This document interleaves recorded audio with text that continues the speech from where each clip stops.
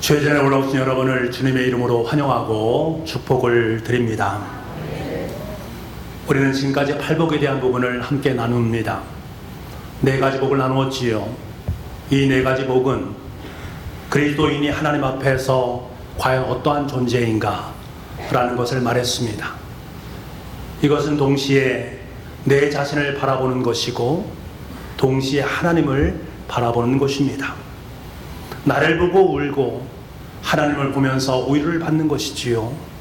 나에게 의가 없음으로 말미암아 애통하면서 하나님 저에게 의를 주십시오. 줄이고 목마른 내 영혼 속에 하나님의 의로움을 찾는 것입니다.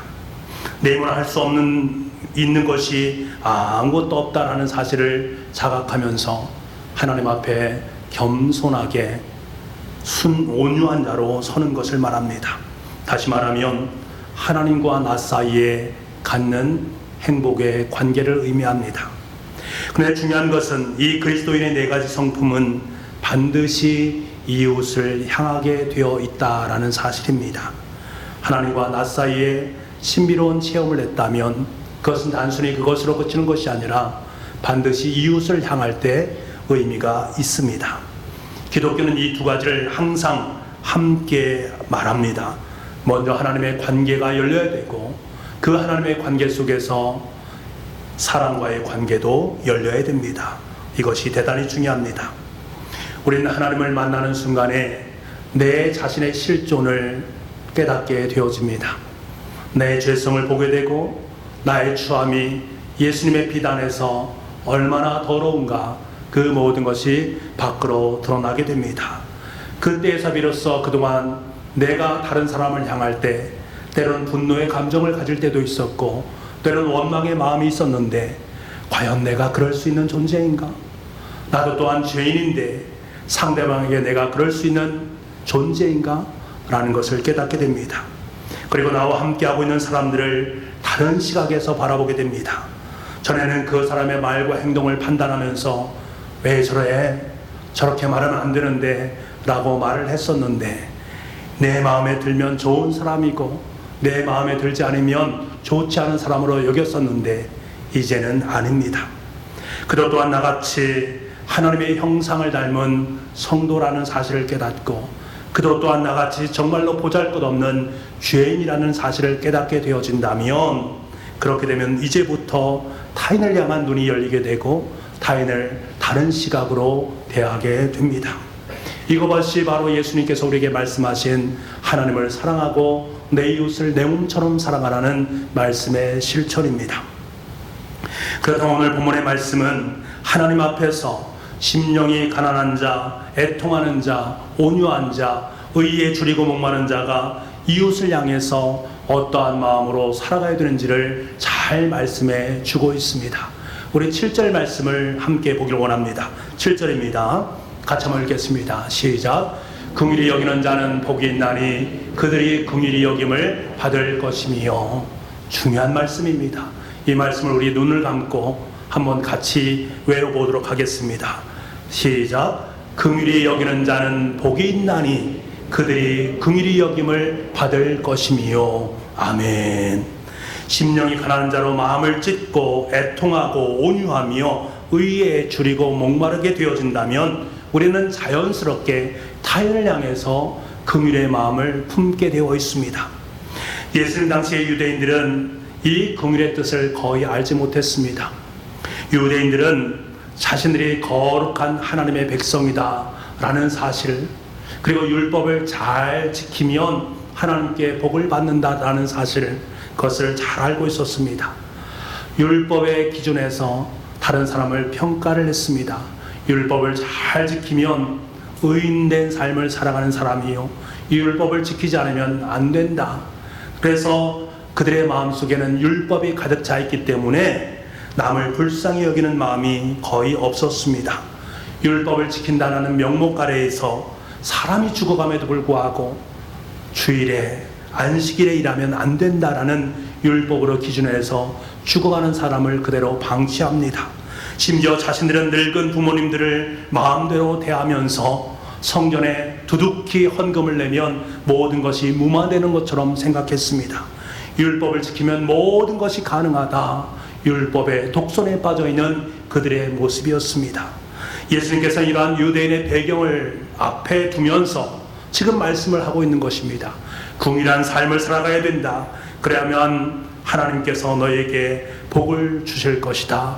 너는 행복한 삶을 살게 될 것이다 라고 말씀을 하고 있는 것입니다. 가히 혁명적인 말씀이라고 할 수 있지요.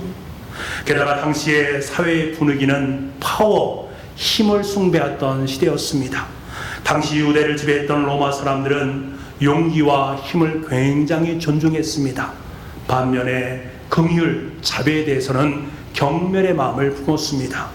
로마 세계에서는 아버지가 아들을 원했는데 엄마가 딸을 낳게 되면 그 딸을 가차없이 죽일 수 있는 권한이 있었습니다. 자신이 소유하고 있는 노예가 마음에 들지 않으면 가차없이 그를 내보내거나 죽일 수 있는 것이 자유로운 시대였습니다. 이들에 대해서 긍휼의 마음을 품는다든가 자비의 마음을 품는다든가 이것을 논한다라는 것은 가치가 없는 것이었습니다. 그래서 그 당시에 철학자들은 긍휼을 논한다라는 것은 영혼의 질병이다라고 치부를 해버렸습니다. 이러한 시대 속에서 예수님께서 당당히 긍휼히 여기는 자는 복이 있다. 긍휼히 여김을 갖는 자가 진정한 복이 있다 라고 말씀을 하고 있으니 대단히 위험한 발상을 말씀하고 계신 것입니다. 그렇다면 주님께서 말씀하시는 이 긍휼이라는 것은 과연 어떤 의미인가? 긍휼은 헬라어로 보게 되면 몸의 내장, 창자를 의미하는 말입니다. 어떤 사람이 고통을 받고 있을 때에 그 고통을 받고 있는 사람을 바라보면서 내 창자가 뒤틀리는 고통의 것을 함께 느끼고 경험하는 것이 바로 이 긍휼이란 말입니다. 히브리어로는 어머님의 자궁이란 뜻입니다. 어머님의 자궁에서 아이가 나지 않습니까? 아이가 태어날 때는 많은 고통과 어려움이 임하게 되어 있습니다. 그 고통의 사랑으로 아이가 탄생하는 것입니다. 그러니까 긍휼이라는 것은 어떤 사람이 고통 가운데 있을 때에 창자가 뒤틀리는 고통을 함께 느끼고 마치 엄마가 아기를 잉태하는 것처럼 엄청난 고통의 사랑을 경험하는 것, 그것이 바로 고통이다, 아니 긍휼이다 라고 말을 할 수가 있습니다. 예수님께서는 이스라엘 백성들이 바리새인과 서기관들에게 가르침을 받는데 그 가르침을 받는 모습을 보면서 너무나도 마음이 슬프셔서 분노를 하십니다. 장님이 장님을 인도하는 것처럼 엉뚱한 곳으로 인도하고 있는 그들의 모습을 바라보면서 너무나도 마음이 아프셨습니다. 그때 예수님은 백성들을 향해서 불쌍히 여기시면서 불쌍히 여기셨는데 마태복음 9장 36절 말씀에 이렇게 말씀합니다. 무리를 보시고 불쌍히 여기시니 이는 그들이 목자 없는 양과 같이 고생하며 기진함이라. 불쌍히 여기시니 바로 이 긍휼의 마음을 품으셨다라는 말입니다. 보살피는 지도자가 없음으로 말미암아 고통을 받고 있고 굶주림 가운데 있는 백성들의 모습을 바라보면서 예수님 마치 창자가 끊어지는 것처럼 아픔을 경험하고 계십니다. 그래서 주님은 이들을 마치 어머님의 자궁 안에서 자녀를 양육하듯이 그들을 품에 안아주시고 그들에게 하나님 나라의 말씀을 선포하시고 또 그들에게 병을 치유해 주시고 귀신을 쫓아내는 은혜를 그들에게 경험케 만듭니다. 이 모든 것 속에 담겨져 있는 예수님의 긍휼을 그들에게 보이십니다. 그러면서 내가 이렇게 긍휼의 삶을 살듯이 너희도 긍휼의 삶을 살아가야 된다라는 아름다운 긍휼의 본을 보여주십니다. 여러분, 이 긍휼은 아무에게나 있는 것이 아닙니다. 원래 저와 여러분은 태어날 때에 죄의 종으로 태어났습니다. 성경에서 말씀하고 있는 긍휼이 아닌 일반 세상 속에서 말하는 긍휼을 품고 살아가는 그러한 존재였습니다. 하지만 그가 예수 그리스도를 믿고 그리스도와 연합하게 되었을 때에 그에게 하나님께서 이식시켜 준 것이 바로 하나님의 긍휼입니다. 사도 바울은 골로새서 3장 10절 말씀에 뭐라고 말씀하시는가? 이렇게 말씀하십니다. 그러므로 너희는 하나님이 택하사 거룩하고 사랑받은 자처럼 긍휼과 자비와 겸손과 온유와 오래 참음을 옷 입고 우리가 하나님의 자녀가 되어지면 하나님께서 우리에게 제일 처음으로 입혀주신 옷이 바로 긍휼의 옷이다. 예수 그리스도께서 죄의 옷, 더덕이난 옷에 더러워진 나의 내면의 외적인 그 죄의 옷을 다 벗기시고 대신 의의 옷, 긍휼의 옷을 입혀주셨다라는 말씀이십니다. 우리는 이 긍휼을 덧입음으로 말미암아 때를 따라 돕는 은혜를 받게 되어지고 하나님의 보좌 앞으로 담대히 나아갈 수 있는 것입니다. 이 모든 기적 속에는 하나님의 긍휼이 있습니다. 그 긍휼을 받은 나는 하나님 앞으로 나아갈 수 있는 것이지요. 한 번은 나병 환자가 죽을 고생을 해서 예수님 앞에 나옵니다. 당시 나병 환자가 예수님께 나온다는 것은 곧 돌맞음을 의미합니다. 죽음을 의미하는 것이지요. 하지만 이 나병 환자는 죽음을 각오하면서 예수님에게 나와서 이렇게 말합니다. 선생님이 원하시면 저를 깨끗게 하실 줄 믿습니다. 이렇게 말하고 있는 그의 마음이 얼마나 치근하게 느껴집니까? 예수님께서 그의 모습을 보시고 하신 말씀이 성경에 기록되어 있습니다. 마가복음 1장 41절 말씀에 예수께서 불쌍히 여기사 손을 내밀어 그에게 대시며 이르시되 내가 원하노니 깨끗함을 받으라. 불쌍히 여기사 긍휼히 여겨주심으로 말미암아 그에게 손을 얹어주시고 그의 병을 낫게 만들어 주셨습니다. 누가복음에는 가슴이 뜨거운 장면이 등장합니다. 난성이란 작은 동네를 지나가는데 상여를 앞세워서 장례 예식이 진행되고 있습니다. 장례년이 지나는 그 뒷부분에 보기도 딱할 정도로 오열을 하고 있는 한 여인을 만나게 됩니다.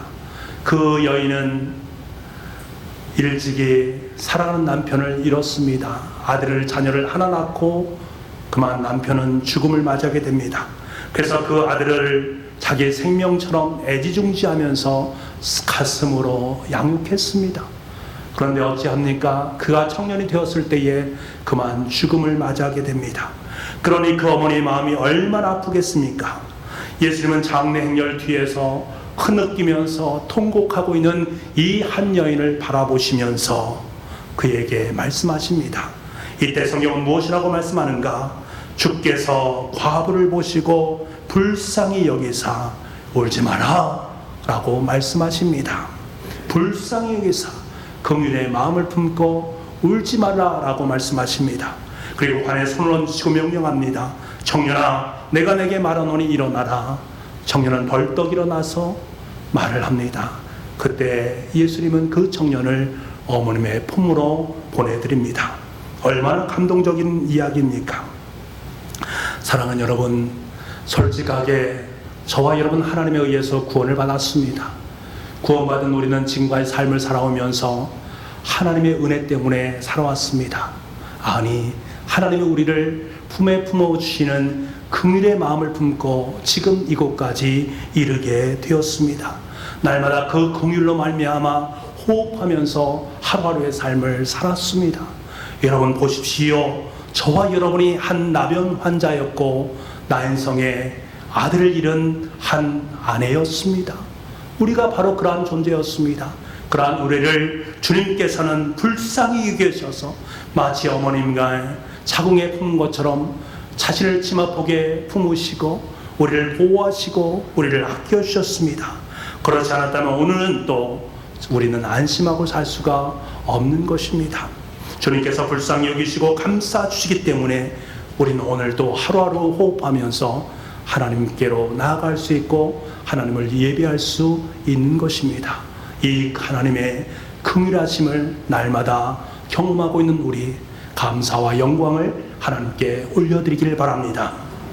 여러분, 예수님은 세상에서 고통당하고 괴로움 당하고 있는 사람들을 너무나도 긍휼히 여겨셨습니다. 그래서 예수님께서 지금 우리에게 뭐라고 요청하고 계십니까? 내가 그랬던 것처럼 너희도 그 긍휼의 마음을 품고 다른 사람에게 그렇게 행하거라 라고 말씀하고 있습니다. 한 율법 선생이 예수님을 시험하기 위해서 와서 내가 무엇을 하여야 영생을 얻을 수 있습니까? 라고 묻습니다. 그때 예수님 뭐라고 말합니까? 율법에 무엇이라 기록되었으며 내가 그것을 어떻게 읽느냐? 그가 이렇게 말합니다. 하나님을 사랑하고 내 이웃을 사랑하라고 기록되어 있습니다. 예수님은 그것을 옳게 여기시고 그에게 말씀하십니다. 너도 이를 행하라 말씀하십니다. 그러자 룻벌교사는 자기의 옳음을 드러내기 위해서 나의 이웃은 누구입니까? 라고 묻습니다. 그때 예수님께서는 선한 사마리아의 비유를 통해서 그에게 긍휼에 대한 가르침을 일깨워 주십니다. 어떤 사람이 여리고로 내려가는 길에 강도를 만나서 가진 것의 전부를 빼앗겼습니다. 폭행을 당함으로 말미암아 거반 죽을 지경에 이르게 되었습니다.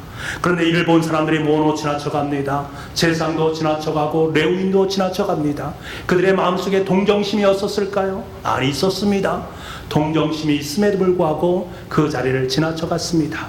그때 한 사람이 나타납니다. 그는 세상의 눈으로 보면 별 볼 일 없는 사마리아 사람입니다. 하지만 이 사람은 길가에서 강도를 만난 그 사람에게 엄청난 상상할 수 없는 도움을 안겨주고 있습니다. 이에 대해서 성경은 누가복음 10장 33절에서 35절까지 이렇게 우리에게 말씀해 주고 있습니다. 우리 이 말씀을 함께 보기를 원합니다. 같이 읽겠습니다. 시작. 어떤 사마리아 사람은 여행 중 거기에 이르러 그를 보고 불쌍히 여겨 가까이 가서 기름과 포도주를 그 상처에 붓고 싸매고 자기 짐승에 태워 주막으로 데리고 가서 돌보아 주니라.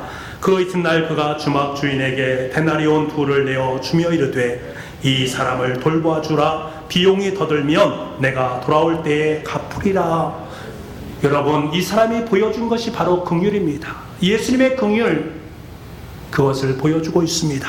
이야기를 다 마친 예수님께서는 내가 생각하기에 이 강도 만난 사람의 이웃은 누구냐라고 말합니다.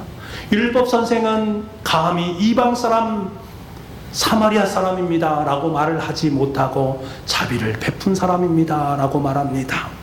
그러자 예수님께서는 최종적으로 이 바리새인에게 뭐라고 말씀하십니까? 가서 너도 이와 같이 하라.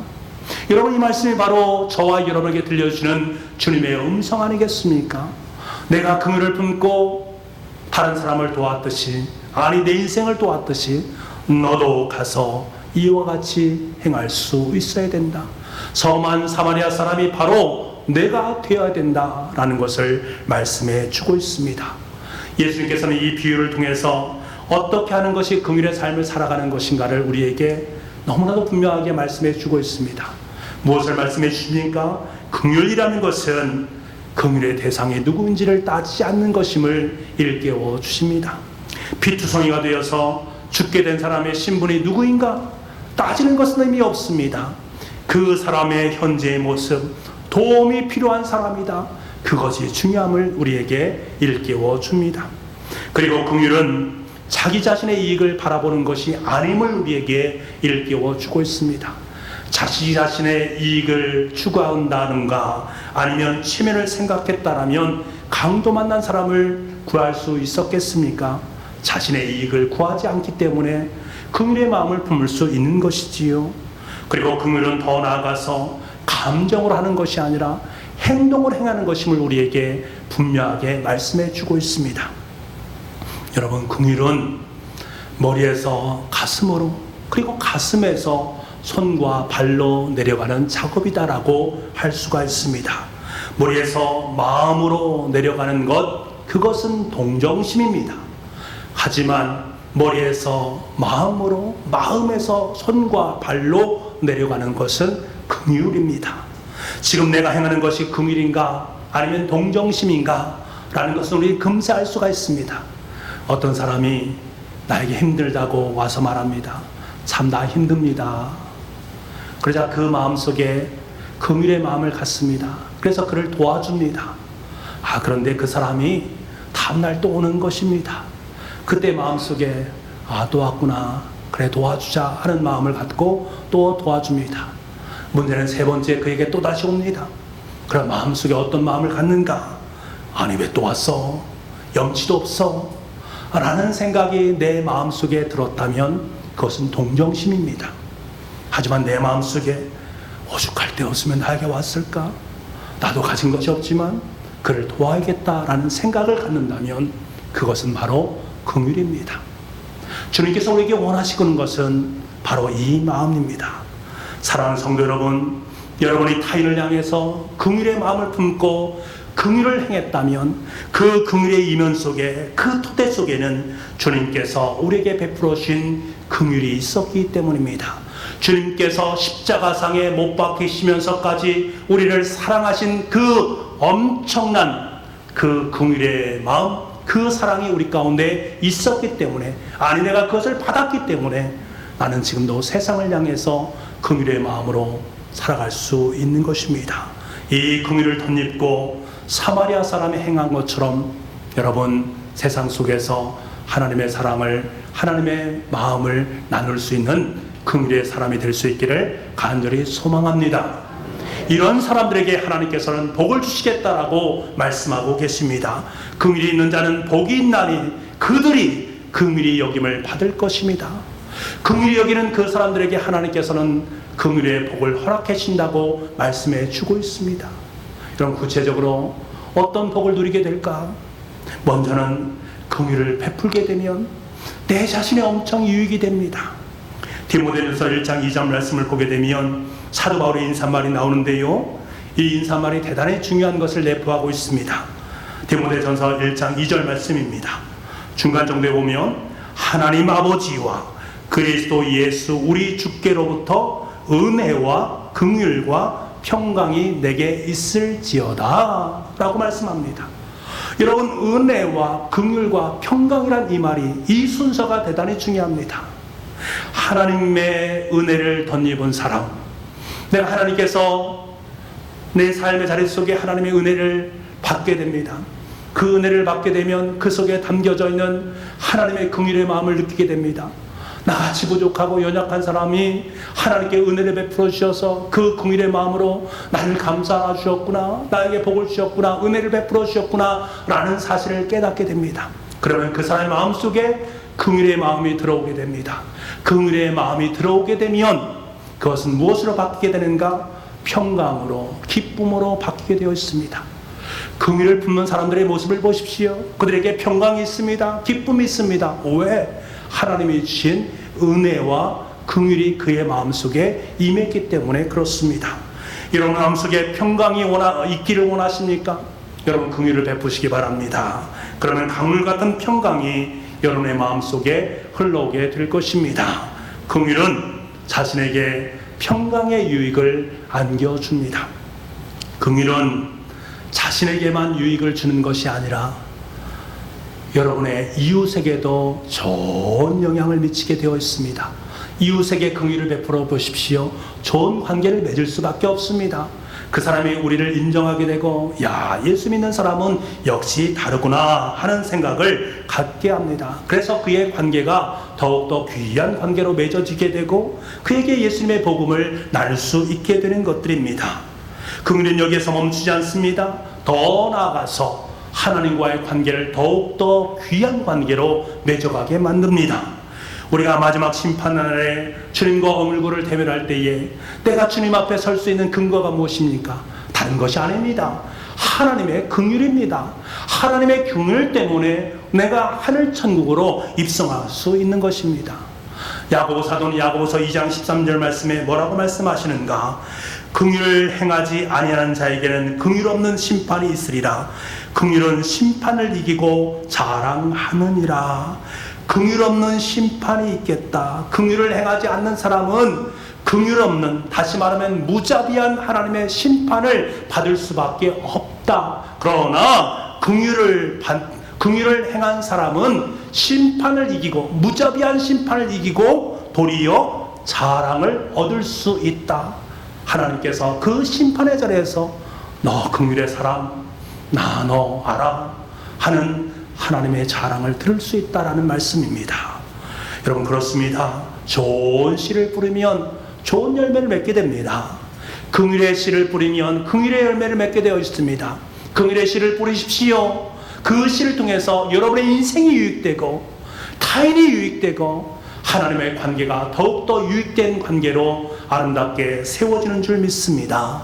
이보다 더 큰 복이 어디 있겠습니까? 내 자신도 유익되고 내 이웃도 유익되고 하나님과의 관계도 아름답게 형성되어지니 이보다 더 큰 복이 어디 있겠는가? 일거양득의 복이다 라고 할 수 있지요.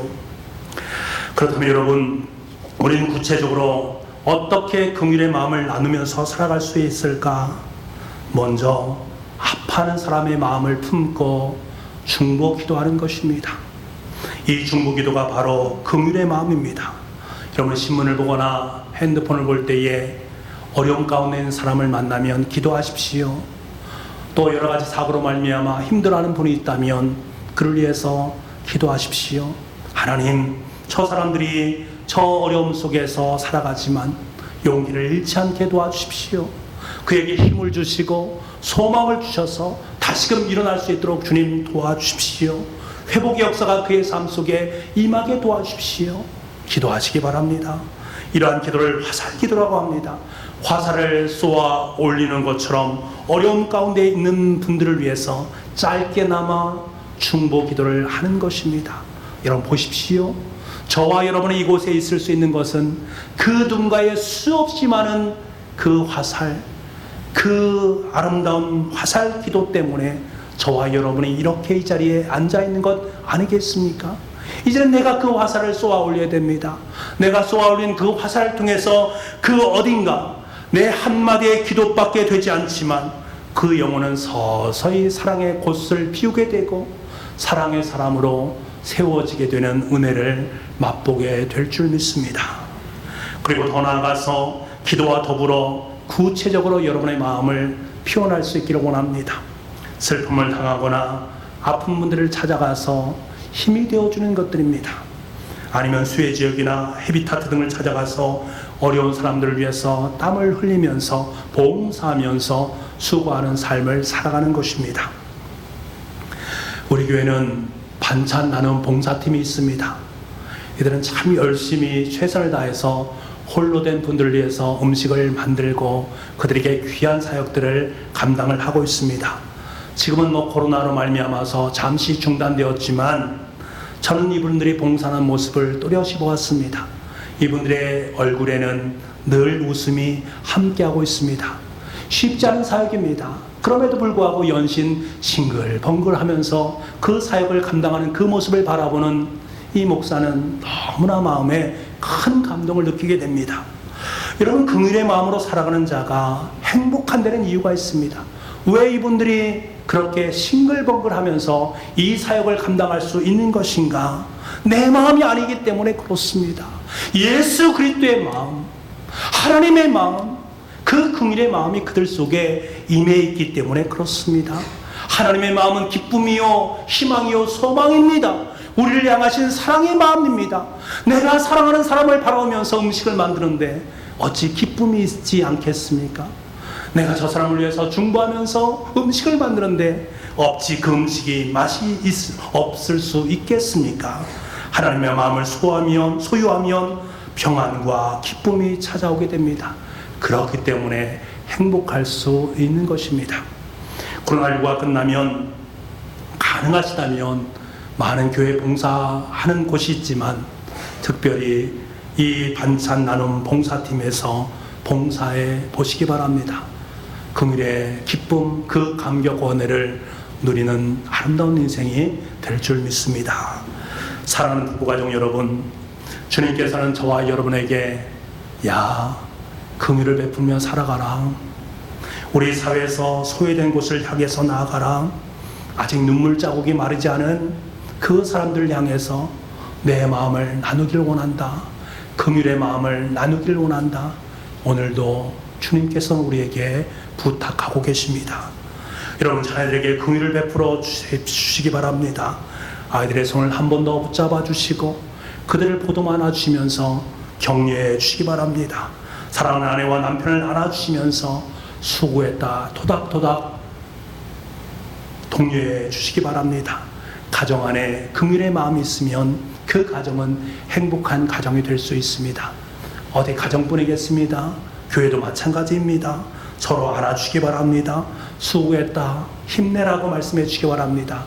저 십자가를 짊어지고 저 하늘 천국까지 함께 나아가자라고 등을 토닥이시면서 함께 그 길을 걸어가는 우리 교회가 될 수 있기를 원합니다. 그 이면 속에 하나님의 긍휼이 함께하고 있습니다. 나에게 주신 그 긍휼을 우리 사랑하는 교우들과 함께 나누면서 살아가는 것, 그것이 바로 교회의 공동체입니다. 그럴 때에 그 사랑은, 그 긍휼은 더 나아가 세상으로 나아갈 수 있습니다. 우리가 긍휼의 마음을 품고 긍휼의 전령이 되어서 이 땅 속에 긍휼을 심어갈 때에 이 땅은 긍휼로 말미암아서 하나님의 땅으로, 하나님의 나라로 점점 바뀌어갈 줄 믿습니다. 저와 여러분, 그 긍휼이 세상을 하나님 나라로 만들어가는 은혜를 여러분의 인생을 통해서 날마다 맛보시며 살아갈 수 있는 복의 자녀들 다 될 수 있기를 간절히 소망합니다. 기도하겠습니다. 하나님께서 우리의 삶의 자 속에 긍휼을 베풀어 주시고 이제 너도 긍휼의 사람이 되어라 말씀하여 주시니 감사합니다. 주님, 주님께 받은 은혜, 주님께 받은 이 긍휼 온 세상에 나눌 수 있는 긍휼의 전령사가 될 수 있도록 은혜 허락하여 주옵소서. 모든 말씀을 예수님의 이름으로 기도하옵나이다. 아멘.